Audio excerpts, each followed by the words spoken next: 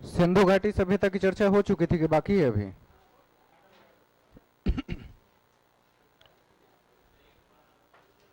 नदियों के बारे में ये कर रहे थे लास्ट टाइम, है ना?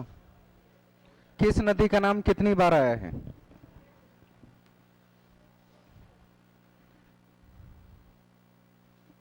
यहां तक समझने में कोई दिक्कत नहीं थी?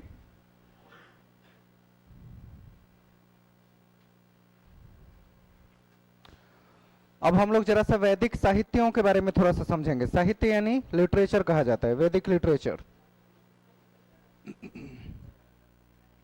वैदिक लिटरेचर में क्या क्या प्रमुख चीजें थी? आपसे कुछ चीजें मैचिंग में अक्सर पूछी जाती है कि कुल वेद कितने थे? उपनिषद,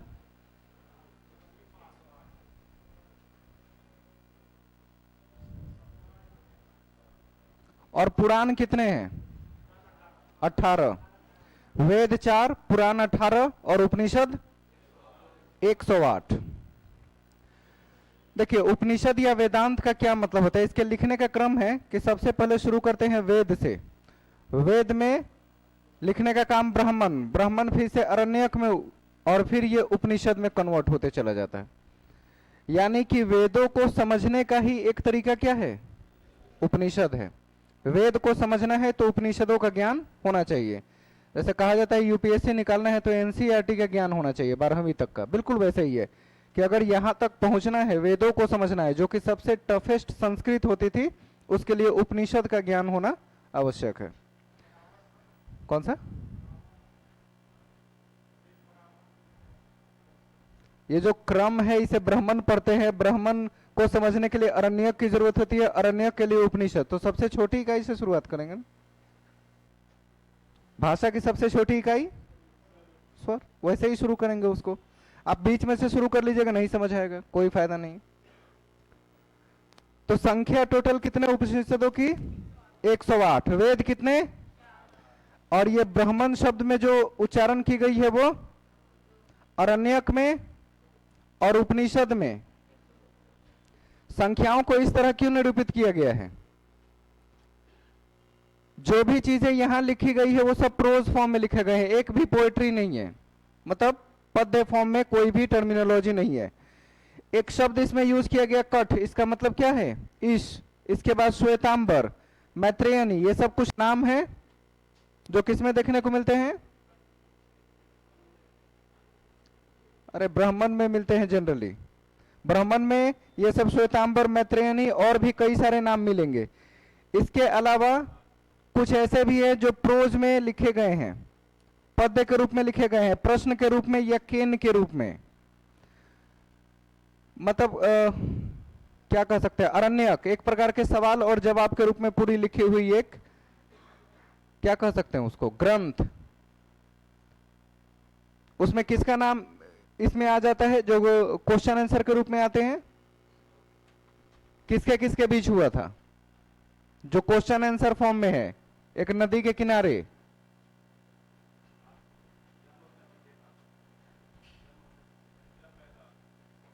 विक्रम बेताल वाला नदी के किनारे नहीं हुआ था।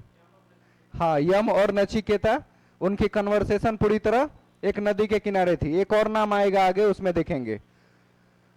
उसके बाद देख रहे हैं उपनिषद वाले सेक्शन में ये पूरी तरह किस फॉर्म में लिखे गए?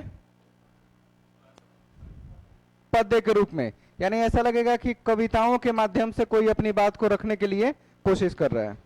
ओनली वर्ड्स यानी पद्य के रूप में लिखे गए हैं। और वो पोएट्री कोई सामान्य चीज नहीं थी। जैसे कहा जाता है ना कि आज भी हम भगवान की आराधना गा के करते हैं, कुछ याद है? मतलब मौखिक बोल के नहीं, आराधना गा के किया जाता है, वही गाना पद्य कहलाता है। किसी चीज को गा के तब रिप्रेजेंट करना। तो तब से लेकर अब तक इसमें कोई विशेष परिवर्तन नहीं हुआ है। उपनिषद बहुत सारे हैं लेकिन हमें बहुत ज्यादा नहीं जानना है, 10 से 12। यहाँ 13 प्रमुख दिए गए हैं, उन 13 को छोड़कर जो सबसे ज्यादा जरूरी है उसी के बारे में बात करेंगे। सबसे बड़े उपनिषद का नाम बृहदारण्यक। इसमें क्या क्या चीजें हैं? इसमें याज्ञवल्क्य और गार्गी के संवाद के बारे में चर्चा है। गार्गी का नाम सुना? पहली महिला जो पंडिता कह सकते हैं उनको, महिला पंडिता। इतना ज्ञान जो उस समय के ब्राह्मणों को भी नहीं था, हर चीज में। हाँ, शास्त्रों का बेहतरीन ज्ञान, वेदों का बेहतरीन ज्ञान, और बड़े से बड़े यज्ञ को करा देने की अपनी एक क्षमता। जो यज्ञ अच्छे अच्छे पंडित लोग नहीं कर पाते थे, उसकी जिम्मेदारी लेती थी गार्गी। तमसो मां ज्योतिर्गमय माने, तमसो मां ज्योतिर्गमय का अर्थ क्या होता है? तमस का मतलब अंधेरा होता है। हे मां, अंधेरे से मुझे उजाला रूपी रास्तों की ओर लेके आ, या उजाला में लेके आ, यही ज्योतिर्गमय हो जाता है। यानी हमारे साथ जो घोर क्या बोलते हैं निराशा है, उससे आशा के किरण की ओर लेके आ। तो कहा गया तमसो मां ज्योतिर्गमय, जिसमें तमस का मतलब क्या है? अंधेरा। अंधेरे से उजाला की ओर आना। तो अंधेरे से उजाला की ओर आने का स्रोत क्या है? ज्ञान और शिक्षा। मतलब एक शब्द में कहा जाए ज्ञान और शिक्षा दोनों मिला के तो वेद। वेद का शाब्दिक अर्थ क्या होता है? ज्ञान। वेद का शाब्दिक अर्थ नॉलेज यानी ज्ञान होता है। तो इन्होंने तमस यानी कि घोर अहंकार और अंधकार जो फैला हुआ है उसको खत्म करके उजाले की ओर लेके आने की बात करते हैं। ओम शब्द, ये सब यज्ञ वलक्य में आने वाले हैं। बृहदारण्यक उपनिषद में ये सब शब्द आपको नजर आ जाएंगे। तमसो मां ज्योतिर्गमय। बृहदारण्यक सबसे बड़ा उपनिषद था, जिसके अंदर मुंडक उपनिषद भी एक आता है। उसी मुंडक उपनिषद से तमसो मां ज्योतिर्गमय का कॉन्सेप्ट आया था। कुछ ध्यान रहेगा? सबसे बड़ा उपनिषद क्या है? अभी तक तो यही आया है। हाँ, मुंडक उपनिषद के बारे में थोड़ा सा मिलेगा जानकारी आपको। सबसे छोटा उपनिषद का नाम मांडुक्य उपनिषद, सबसे छोटा वाला। मुंडक अलग है, मांडुक्य अलग है। यह मांडुक्य उपनिषद है। इसी के अंदर मुंडक उपनिषद आता है, जिससे सत्यमेव जयते को लिया गया। एक एक शब्द में यहां देखेंगे। जो मांडुक्य उपनिषद है, इसमें भी इसके कई छोटे छोटे खंड है। जैसे पहले खंड का नाम मुंडक उपनिषद। मुंडक उपनिषद से क्या लिया गया? सत्यमेव जयते। कठोपनिषद, इससे क्या लिया गया? यम और नचिकेता का संवाद, जो एक नदी के किनारे दोनों बैठ के आपस में किए थे। क्वेश्चन आंसर फॉर्म में पूरा एक ग्रंथ लिख दिया गया। संस्कार कितने? 16 संस्कार की चर्चा है। इसमें गर्भधान संस्कार यानी स्त्री पुरुष संबंध, वंश वृद्धि हेतु इसकी चर्चा की गई है, जिसमें 16 संस्कारों की बातें बताई गई। यानी वहां से शादी विवाह प्रथा और वंश वृद्धि की बात करते हैं। इसमें शादी विवाह की सारी संस्कार इसी में है। मतलब जो भी मंत्र वगैरह उच्चारण किए जाते हैं, एक दूसरे के लिए पढ़े जाते हैं, वो सब। पुंसवन संस्कार मतलब उत्तम संतान पाने के लिए जो आदमी मेहनत करता है, यज्ञ करता है, वो पुंसवन संस्कार के अंतर्गत आता है। आज भी होता है कि नहीं होता? जात कर्म संस्कार शहद और घी के माध्यम से किया जाता है। क्यों किया जाता है? विशुद्धि के लिए। जात कर्म संस्कार किसी व्यक्ति की विशुद्धि के लिए किया जाता है, ताकि उसकी शुद्धता बरकरार रहे और आगे वो अपना काम करता रहे। नामकरण संस्कार हर धर्म में होता है ना। नामकरण भी तो किया जाता है। उस समय बच्चा थोड़ा और बड़ा हो तो वो क्या बोलते हैं उसको, जनेऊ वाली प्रक्रिया भी की जाती है। निष्क्रमण संस्कार क्या होता है? सूर्य चंद्रमा के दर्शन कराने के लिए ये संस्कार स्पेशली किए जाते हैं। नाम सब जरूरी नहीं है, जो जरूरी है वहां मैं टिक आउट कर दूंगा, उतना ही ध्यान रखिएगा। अन्नप्राशन संस्कार, ये तो आज भी होता है, अन्न को खिलाना, अन्नप्राशन। चूड़ा कर्म संस्कार मुंडन के समय किया जाता है। कर्ण भेदन संस्कार, कान में छेदना। पहले महिला पुरुष दोनों के होते थे, इसलिए ऐसा नहीं कह सकते कि पहले सिर्फ महिलाओं के कान छेदे जाते थे, नहीं, महिला पुरुष दोनों के हैं। हाँ, अभी तो देखते हैं लगभग ना के बराबर है, किसी किसी का हो सकता है, देखा जाता है।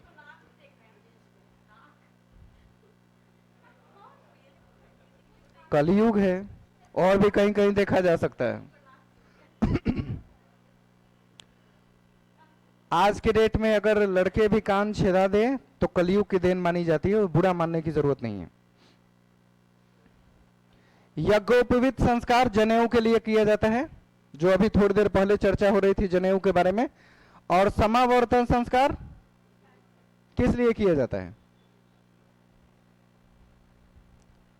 जो बच्चे बिल्कुल पहली बार बोलना शुरू करते हैं ना, कहते हैं ना कि फर्स्ट शब्द बोलना शुरू किया, तब किया जाता है समावर्तन संस्कार। अंत्येष्टि संस्कार किसके लिए करते हैं? आत्मदाह संस्कार के लिए करते हैं। उसका नाम क्या है? अंत्येष्टि संस्कार। नहीं होता है? होता है ना। आर्यों के सभ्यता में क्या क्या प्रमुख बातें थी? तो आर्य अपने साथ साथ क्या लेके आए थे?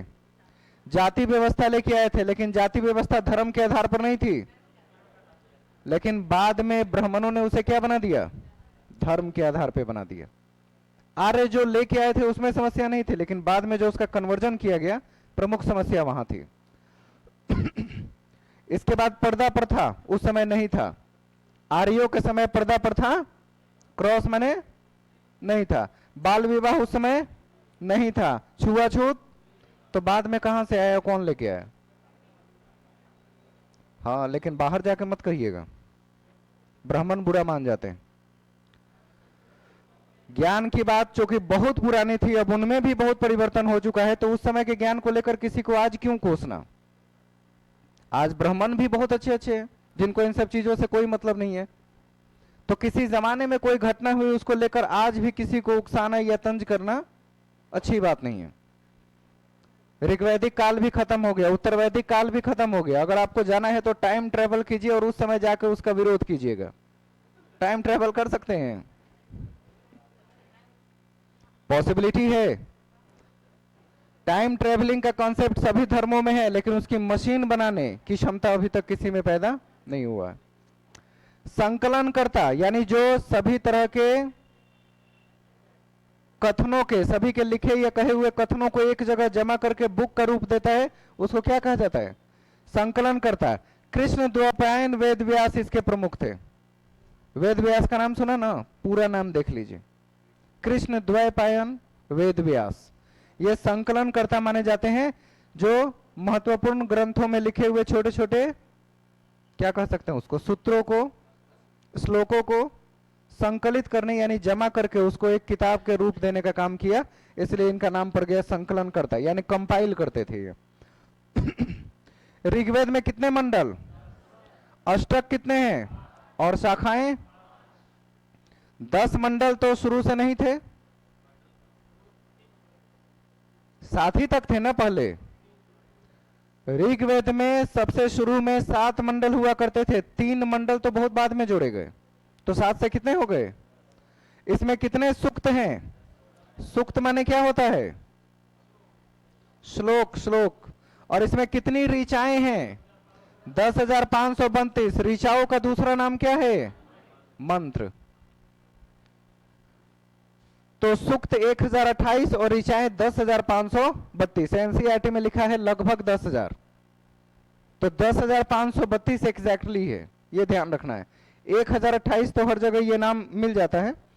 अब इस सूक्त में भी 2 पाठ है, शाकल्य है और बाल खिल्य है। सूक्त में 2 प्रकार, शाकल्य और बाल खिल्य। 1017 सूक्त शाकल के हैं और 11 सूत्र बाल खिल्य के हैं। बाल खिल्य एक वो पंडित का ही नाम है, ब्राह्मण का ही नाम। ऋग्वेद में कितने शब्द हैं? उतना शब्द भंडार है आपके? नहीं है। इस बुढ़ापा में भी 1.5 लाख शब्द भंडार नहीं होगा तो अब कब होगा? अब तक तो सबके हो जाने चाहिए। 96,000 शब्द भंडार 12 तक आ जाते हैं। पेडागोगी यही कहती है हिंदी की कि 96,000 शब्द हम 12 आते आते तक सीख जाते हैं। उससे आगे जो सीख रहे हैं वो 1.5 लाख तक पहुंचना ग्रेजुएशन पीजी में कोई नई बात नहीं है। लेकिन आपके पास शब्द भंडार सामान्य है, वेदों के नहीं है। 1.5 लाख या 1,500 नहीं होगा वेदों का शब्द आपके पास। पढ़ने वाले, ऋग्वेद के पढ़ने वाले का नाम क्या रखा गया? होत्री या होता। एक दिन और इस बारे में बात हुई थी। सभी कोई आसानी से ऋग्वेद के शब्दों का उच्चारण करना और उसको स्पष्ट कर पाना सबकी क्षमता नहीं थी। तो जो पंडित इसे कर पाते थे उन्हें होत्री या होता कहा जाता था। तीसरा मंडल, इसमें गायत्री मंत्र है जो सूर्य के लिए समर्पित है। ये क्वेश्चन कई बार आ चुका है। गायत्री मंत्र किसके लिए? और गायत्री मंत्र है क्या? ओम भूर्भुवस्सुवः तत्सवितुर्वरेण्यं भर्गो देवस्य धीमहि धियो यो न प्रचोदयात्। तो ये जो गायत्री मंत्र है सूर्य के लिए समर्पित है और इसे कोई भी व्यक्ति गुनगुना सकता है। कि लिखित है, कहीं मोहर लगा है कि कौन आदमी बोलेगा कौन आदमी नहीं बोल सकता, सभी के लिए है। अगर आप नेचर के प्रति समर्पित हैं तो आपको इस मंत्र को उच्चारित करने में कोई समस्या नहीं है। इसमें गायत्री मंत्र के लिए देखा जाता है ऋषि विश्वामित्र द्वारा लिखा गया। ये विश्वामित्र जो एक प्रमुख क्या बोलते हैं यज्ञ का आयोजन भी किया था विश्वामित्र के द्वारा। चौथे मंडल में किसकी चर्चा है? कृषि। पृथुवन्य पुरुष के बारे में इसमें पता चलता है। पृथुवन्य कौन?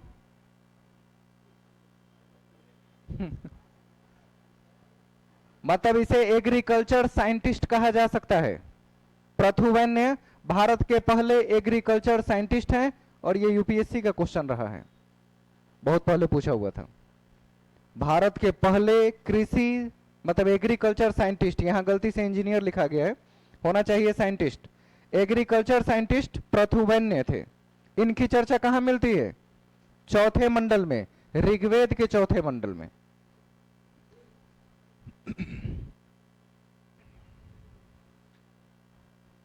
सातवें मंडल में दशराज युद्ध का वर्णन भी है। यह भी एक नदी के किनारे हुए वार्तालाप को ही बताता है। दशराज वार या दशराज युद्ध का वर्णन जो ऋषि वशिष्ठ और राजा सुदास दोनों के बीच हुआ। विजयी कौन हुए? राजा सुदास विजयी हुए उसमें। आठवें मंडल में क्या है? हस्तलिखित रचनाओं के बारे में वर्णन है। हस्तलिखित रचनाओं को खिल के नाम से जाना जाता है। आज के डेट में हम उसे मतलब उसके बाद वेदों के बाद बाहर निकले तो हस्तलिखित रचनाओं को क्या नाम दिया गया था?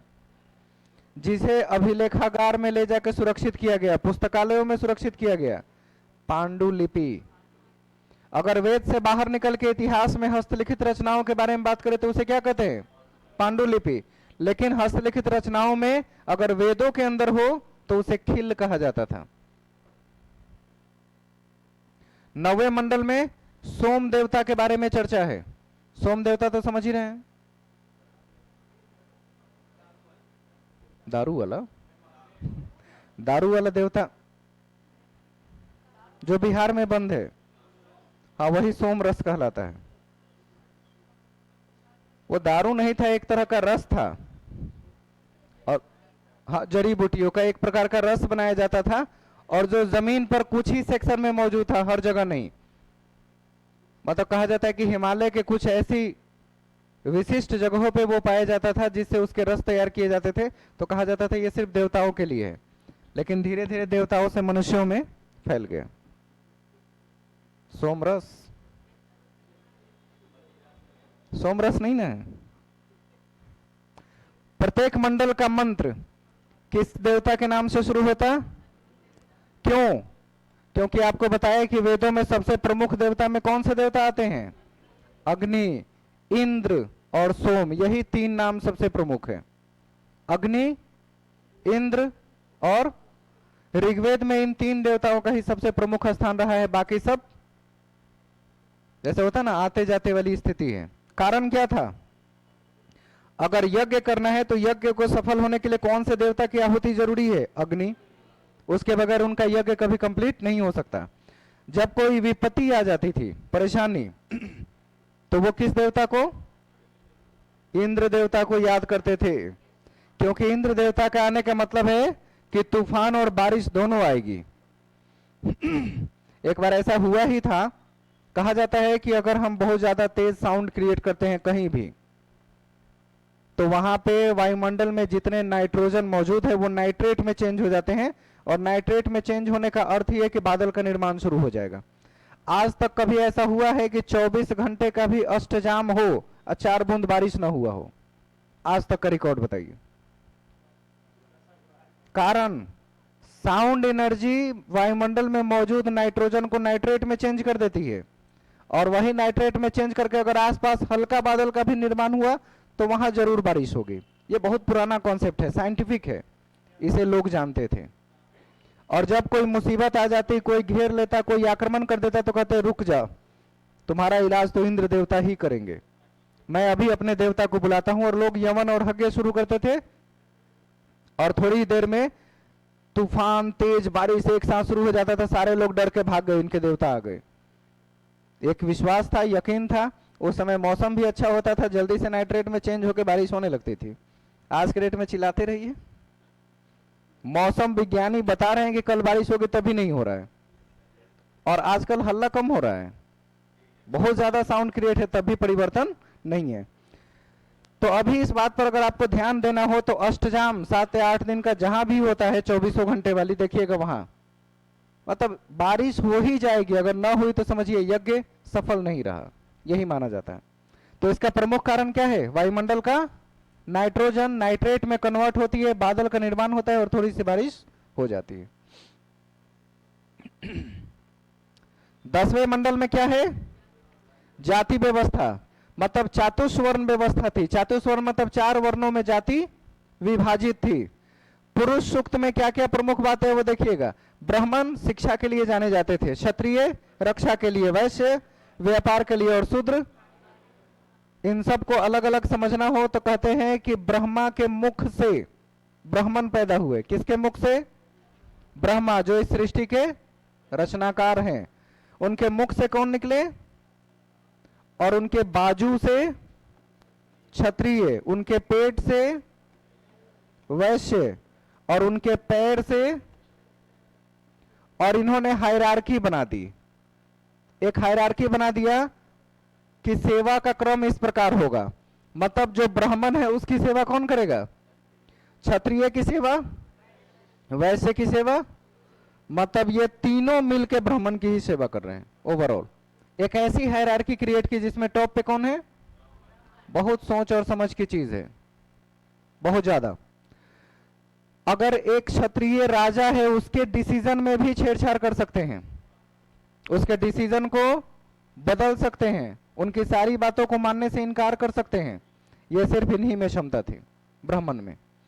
तो एक हायरार्की क्रिएट किया जिसमें सबसे ऊपर अपने आप को रखा, बाकी सब इनकी सेवा करने वाले थे। तो पैर से निकलने का मतलब ही है कि वो शरीर के बाकी ऊपर तक के हिस्सों की सेवा करता रहेगा।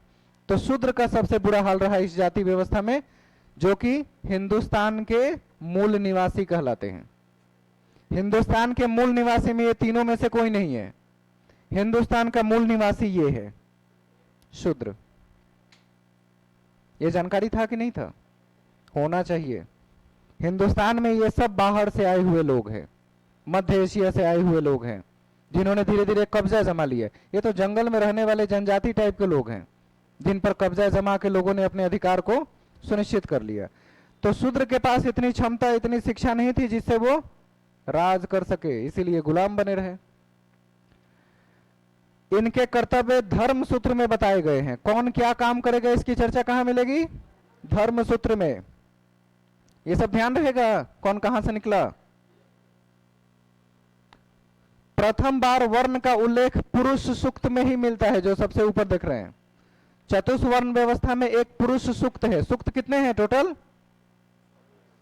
1028 है। 1028 में से एक सूक्त का नाम है पुरुष सूक्त। पुरुष सूक्त में ही सबसे पहली बार वर्ण की चर्चा मिलती है कि वर्ण कितने थे? 4 प्रकार के थे। ऋग्वेद का उपवेद किसको माना गया? आयुर्वेद। सुश्रुत कौन थे? भारत के पहला मेडिकल ऑफिसर मान सकते हैं। मेडिकल ऑफिसर समझ रहे हैं ना? सुश्रुत के अनुसार आयुर्वेद अथर्ववेद का उपवेद है।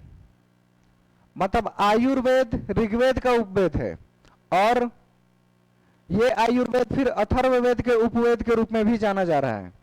और इसके बारे में सबसे पहले किसने बताया? सुश्रुत। एकमात्र व्यक्ति थे जिन्होंने सबसे पहले इंसानों में हड्डियों की संख्या को गिन के बताया था। सबसे पहली बार ऑपरेशन किया था आदमी का, सफल ऑपरेशन। हड्डियों की संख्या गिन के इन्होंने बताई थी, लेकिन 360 बताया था। एग्जैक्ट कितने हैं? 206। तो ऐसा माना जाता है कि सुश्रुत ने दांत तक गिन लिए थे, दांत वात को भी हड्डी में ही गिन लिया था, इसलिए उसकी संख्या कितनी बताई? 360 के आसपास। लेकिन जब बच्चा पैदा होता है तब 306 होते हैं।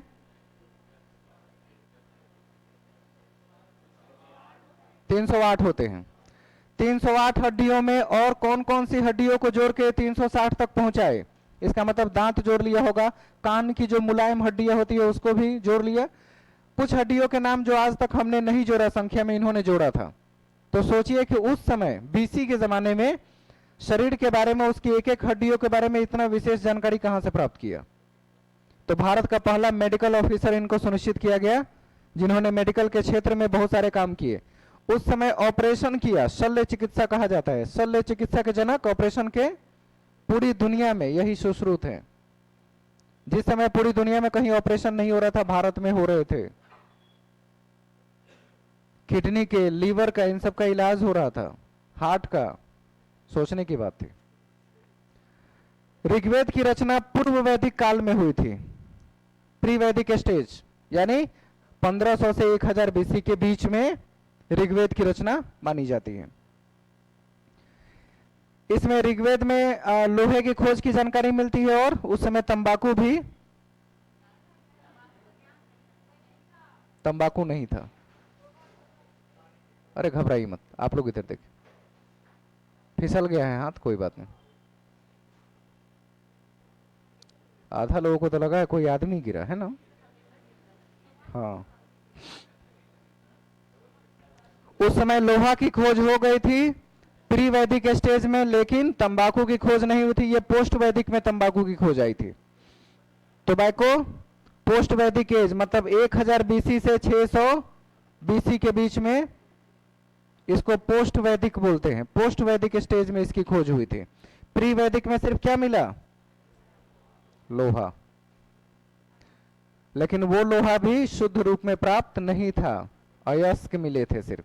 हेमेटाइट, मैग्नेटाइट, ये सब उसके अयस्क के रूप में प्राप्त हुए थे। अब आ जाते हैं उत्तर वैदिक काल में। उत्तर वैदिक काल 1000 से 600 बीसी के बीच माना जाता है, और उत्तर वैदिक काल में वेद त्रयी या त्रयी की रचना की गई थी, जिसमें ऋग्वेद, सामवेद, यजुर्वेद, और इसके बाद एक लास्ट में आएगा अलग से अथर्ववेद। इसमें नहीं था, इसके बाद रचना आई थी, सबसे बाद में। तो पहले इन तीनों को देख लेते हैं क्या क्या है। ऋग्वेद को तो आपने प्रमुख रूप से देखा। सामवेद में क्या क्या प्रमुख बातें थी? साम माने संगीत होता है, साम का अर्थ संगीत। तो संगीत का जनक किस वेद को मानेंगे? सामवेद को। स्वरों का पहला प्रयोग सामवेद में हुआ, क्योंकि सा रे गा मा, मतलब स्वर की वजह से उसको गाना शुरू किया। स्वरों में सामवेद में सबसे पहली बार किया गया। सामवेद के पढ़ने वाले को उद्गाता कहते हैं। जो गाता है, जिसके मुख से गाना आ रहा है, उसे उद्गाता कहा जाता है। उपवेद, इसका मतलब सामवेद का उपवेद गंधर्व वेद माना जाता है।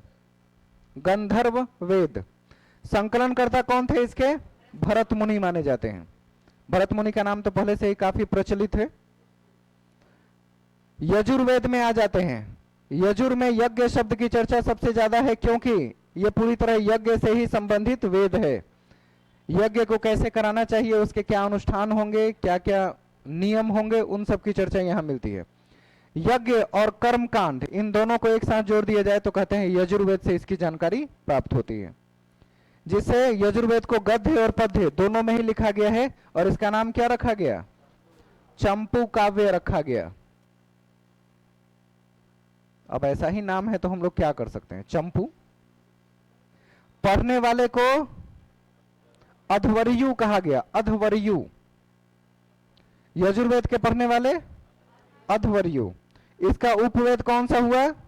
धनुर्वेद। और इसके संकलन करता विश्वामित्र। इसके सूक्त वगैरह और इस चीजों को वापस रटने की आवश्यकता आपको नहीं पड़ेगी, वो सिर्फ ऋग्वेद में जरूरी था। इन सब के बाद एक और वेद का जनक हुआ, अथर्ववेद। सबसे लोकप्रिय वेद रहा, कारण इसमें ब्रह्मदेव सबसे नया वेद की चर्चा की है ब्रह्मदेव, जो अथर्व वेद था सबसे बाद में विकसित किया गया, यानी 600 से 200 बीसी के बीच में। जादू, ये तो जाटू हो गया, जादू, टोना, वशीकरण, और क्या बोलते हैं फलाने से छुटकारा, वो सब क्या क्या टीवी पर प्रचार आता है। अजीबोगरीब चीज होती है, मतलब वो सब वशीकरण, कृषि को प्रभावित करने वाले कीट, औषधि, इन सब के बारे में लगभग कहां जानकारी मिल जाती है? अथर्ववेद। अथर्व का अर्थ यहां क्या होता है? अथर्व का अर्थ अर्थ से लिया जाता है, अर्थ माने धन, जिससे कमा के आप कोई काम अपना कर सके, वो सब विधियां, वो सब कार्य अथर्ववेद में चर्चा की गई। जादू टोना के नाम पे लोग कुछ ना कुछ तो लेके आते ही हैं, खाली पीले तो नहीं आके बैठ जाते। वशीकरण के लिए भी लिए जाते हैं, कृषि को प्रभावित करने वाले जो किट है उसकी रक्षा के लिए जो दवा वगैरह बना के दीजिएगा उसमें भी आ जाएंगे। औषधि के बारे में जानकारी हो तो आपके यहाँ लाइन लगी रहेगी, होता है कि नहीं? तो ये सब का अंतिम उद्देश्य अर्थ को प्राप्त करना है। कन्या के जन्म पर निंदा होती थी उस जमाने में। निंदा माने वही जो आप समझ रहे हैं, कहिएगा मत। पढ़ने वाले को क्या कहा गया? ब्रह्म कहा गया। इसका उपवेद क्या कहलाया? शिल्प। समझ ही रहे हैं कि हाथों से बनने वाली चीजों को शिल्प के इसमें दिए जाते हैं, और उसको भी बना के अगर हम मार्केट में ले जाके बेचे तो क्या प्राप्त होता है? तो एक कारण उपवेद में शिल्प वेद की भी चर्चा है, और इसके संकलन करता भी कौन है? विश्वामित्र ही है।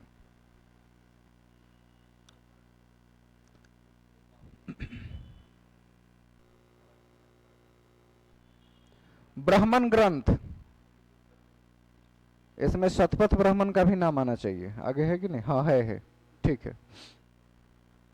वेदों का सरल भाषा में रूपांतर करना, यानी कि आम जन के लिए आसान बना देना, जिसे हर कोई समझ सके, तो उसका नाम क्या रखा गया? ऐसा नहीं कि केवल होत्री और होता ही उच्चारण कर सके, सामान्य आदमी न कर सके तो उस किताब का कोई अर्थ नहीं होता। आज भी हम धार्मिक ग्रंथों को क्या करते हैं? रीड करते हैं, कि उसके अर्थ को भी समझते हैं। 90% से ज्यादा लोग केवल धर्म ग्रंथों को रीड करते हैं इस विश्वास के साथ कि पुण्य प्राप्त होगा। इस गलतफहमी से बाहर निकलिए। जो भी ग्रंथ लिखे गए हैं, ग्रंथ को समझिए, उसमें बताए गए रास्तों को अपनाइए तो पुण्य मिलेगा, पढ़ने से पुण्य नहीं मिलता। पढ़ने से पुण्य नहीं मिलता, उसमें बताए गए रास्तों को अपनाने से, उसमें दी गए व्यवहार को अपनाने से ही आपके अंदर पुण्य का विकास होगा। ऐसा जरूरी नहीं है। आप अगर किसी चीज का ज्ञान ले रहे हैं तो ज्ञान होने का अर्थ साधु होना नहीं होता है। अरे ज्ञान एक ऊर्जा है, ऐसी ऊर्जा कि रोज आप उससे और प्रज्वलित होंगे, घटेंगे कहां से, कमजोर नहीं होंगे। अगर आप रोज ज्ञान को प्राप्त करके सीखने पर यकीन रखते हैं कि आज हमने कुछ सीखा, रीड नहीं किया, पढ़ के उसके अर्थ को समझा, अपने जीवन में अप्लाई किया, तो कहा जाता है कि आपके अंदर बदलाव आ रहे हैं। अगर आप धर्म ग्रंथ को रीडिंग दे रहे हैं कि हमको पुण्य मिलेगा, आप भी पाप के उतना ही भागीदार है जितना ना पढ़ने वाला है, बराबर रूप से। क्योंकि तब आप पे ज्यादा लाजिम होगा कि पढ़ा तभी नहीं समझ में आया, इसको इसका पकौड़ा तला जाए, और क्या कह सकते हैं, भजिया बनाया जाए, ऐसा हो सकता है। ब्राह्मण ग्रंथ को वेदों की टीका भी कही जाती है। वेदों की टीका मतलब जो आदमी ब्राह्मण ग्रंथ को पढ़ लिया, वो इसका मतलब वेदों को भी समझने की योग्यता विकसित कर लिया है, वो इसका टीका का काम करता है। ऋग्वेद का ब्राह्मण ग्रंथ ऐत्रेय सांख्यन, जिसे किसने लिखा? कौशितकी ने। ये दो ऋग्वेद का ब्राह्मण ग्रंथ के रूप में जाने जाते हैं। सामवेद के ब्राह्मण ग्रंथ कौन कौन है? पंचविश, जो षड्विश, जैमिनीय और आर्षेय, ये सब क्या है उसके? मतलब इन चारों को समझेंगे तब जाके सामवेद की समझ विकसित होगी। ये ब्राह्मण ग्रंथ है जो आम आदमी को समझने के लिए आसान शब्दों में लिखे गए। यजुर्वेद के ब्राह्मण ग्रंथ कृष्ण शाखा है, जिसमें तैत्रेय, शुक्ल शाखा में शतपथ ब्राह्मण, ये दो आते हैं। ज्यादा डिटेल हो गया है ना? इतना तो कभी ना कभी देखा होगा मुझे लगता है। इसमें क्या बोलते हैं वो मोटी सी किताब जीके जीएस की आती है, लूसेंट, कहीं ना कहीं ये सब नाम आपने देखा होगा, मिला भी होगा।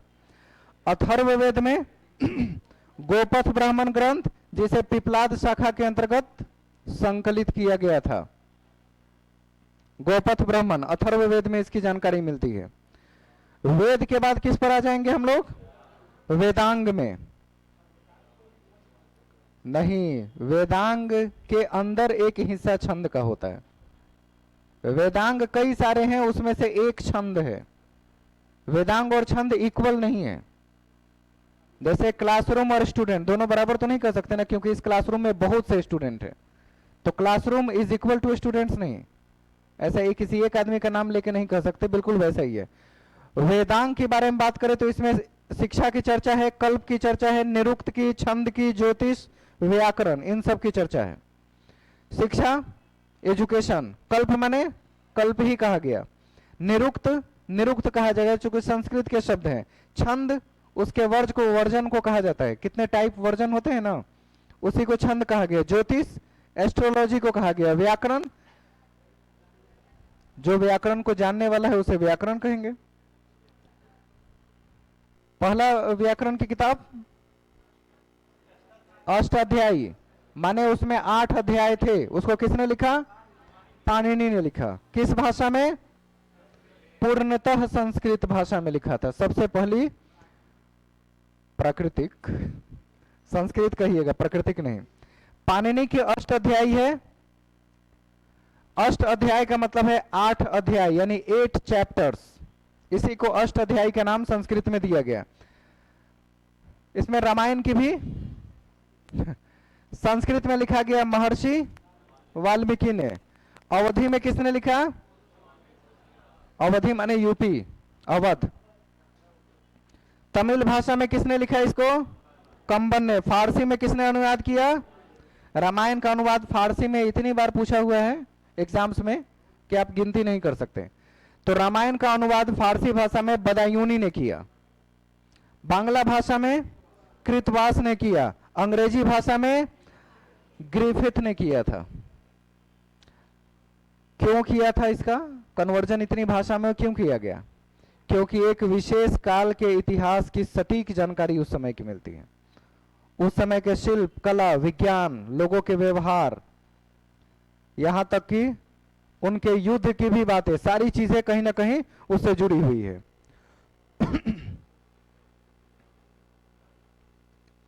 इसके बाद आ जाते हैं बाल रामायण पर। बाल रामायण किसने लिखा? भवभूति, नाम सुना है ना? भवभूति बाल रामायण को लिखे थे। तेलुगु में इसका कन्वर्जन किसने किया? भास्कर ने। कन्नड़ भाषा में कुमुदेंदु, और मैथिली भाषा में यह सबसे ज्यादा पढ़ा गया है, मैथिली भाषा वाला। किसने पढ़ा है इसको? चंदा झा, मैथिली भाषा वाला रामायण।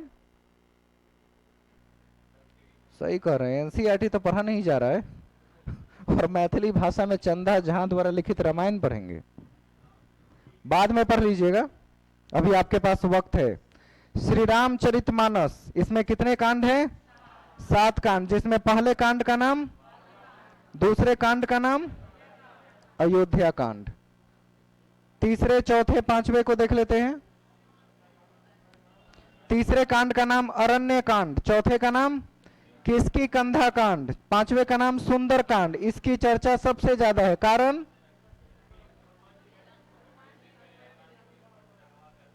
हनुमान जी के बारे में उसमें सारे उल्लेख मिल जाते हैं, उनकी शक्ति के बारे में, उनके कर्म के बारे में, सब कुछ। तो सुंदर कांड का पाठ सबसे ज्यादा किया जाता है इन सब में। और कुछ लोग बाल कांड भी बहुत पढ़ते हैं। पढ़े हुए हैं ना आप लोग? पढ़िएगा, कभी भी मौका मिले अपने क्या कहते हैं दिनचर्या से हटके, तो अपने शांति को प्राप्त करने के लिए इनमें से किसी एक खंड को लेकर आप पढ़ सकते हैं।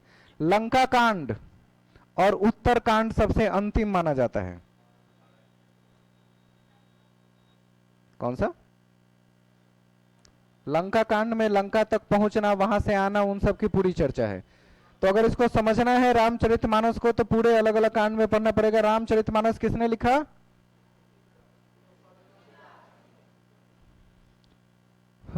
तुलसीदास। थोड़ा सा महाभारत को देख लीजिए।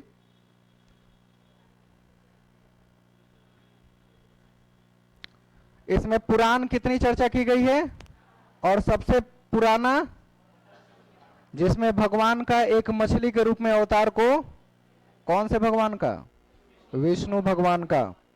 सातवाहन वंश के बारे में भी जानकारी कहां से मिलती है, पुराणों में से मिलती है। जो सबसे पुराना पुराण मत्स्य पुराण है, सातवाहन वंश की जानकारी मिलती है। भगवान विष्णु के कितने अवतार, पहला अवतार, दूसरा कुर्मा अवतार, तीसरा वराह अवतार, तीसरा नृसिंह अवतार, चौथा वामन अवतार, पांचवा श्री रामचंद्र के रूप में, छठा कृष्ण अवतार, उसके बाद परशुराम, उसके बाद बुद्ध के बाद अंतिम रूप से कल्कि।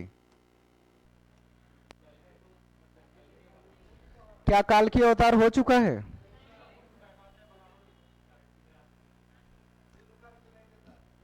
है इस काल की भी चर्चा है, बुद्ध काल की नहीं है। परशुराम अवतार के बाद कौन से अवतार की बात होती है तब? अभी तक तो यही देखा गया, हो सकता है कि कुछ फेरबदल हुआ होगा। अभी तक जो 10 अवतार में चर्चा है उसमें बुद्ध का नाम कई जगह देखा गया है, अपनी तरफ से हम लोग नहीं लिखे हैं, एनसीईआरटी में भी है, तो ठीक है। काल्की अवतार हो गया है कि नहीं हुआ है, आज तक एक बड़ा सवाल है, क्योंकि इसमें जो विशेषता बताई गई है उसके हिसाब से हो चुका है। क्योंकि आज आप एटम बॉम्ब के जमाने में जी रहे हैं, तलवार पर कोई आदमी आएगा और आपको डरा धमका दे, ऐसा नहीं कह सकते। अभी भी ये तलवार पर सीमित होने वाला एक आदमी एक घोड़े पर सवार एक तलवार लिए हुए, ऐसा ही कुछ है ना कॉन्सेप्ट।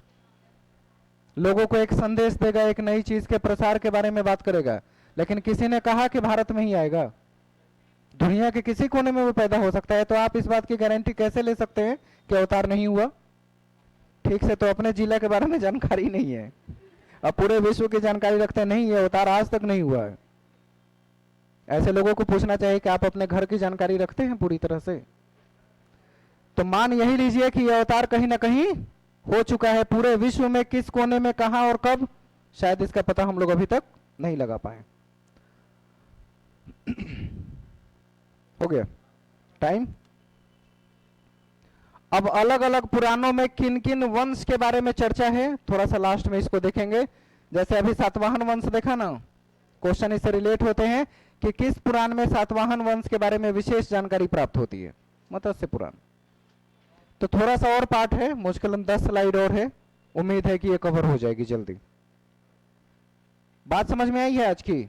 याद करने वाले तथ्य बहुत ज्यादा हैं, बस यही ध्यान रखना है कि उसको बार बार पढ़िएगा, आपका अपना हो जाएगा।